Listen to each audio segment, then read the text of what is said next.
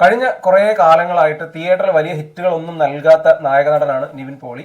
ഒരു കാലത്ത് മലയാള സിനിമയിൽ ലാലേട്ടന് വരെ ബോക്സ് ഓഫീസിൽ മത്സരം കൊടുത്തിട്ടുള്ള നായകനടനാണ് നിവിൻ പോളി.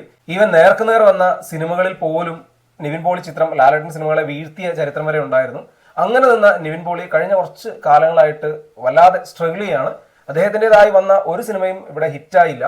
പക്ഷേ വർഷങ്ങൾക്ക് ശേഷം സിനിമയിൽ അദ്ദേഹത്തിന്റെ റോളായിരുന്നു ആ സിനിമയുടെ ഒരു സേവിങ് ഫാക്ടർ.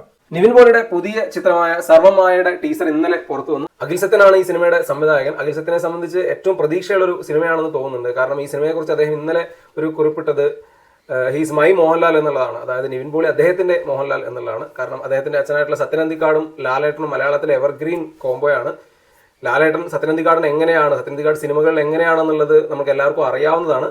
അതുപോലെയാണ് നിവിൻ പോളി തനിക്ക് എന്നാണ് അഖിൽ സത്യൻ പറഞ്ഞിരിക്കുന്നത്. സർവമായുടെ ടീസർ ഇന്നലെ കണ്ട സമയത്തും വളരെയധികം പ്രോമിസിംഗ് ആയിട്ടുള്ള ഒരു ടീസറാണ്. നിവിൻ പോളി ഒരു പക്ഷേ കുറച്ച് കാലത്തിന് ശേഷം വളരെ ഗംഭീരമായിട്ട് വന്നിട്ടുള്ള ഒരു സിനിമ എന്നുള്ളൊരു ഫീൽ ആ ടീസറിലുണ്ട്. അദ്ദേഹത്തോടൊപ്പം തന്നെ അജു വർഗീസ് കൂടെ ഉണ്ട്.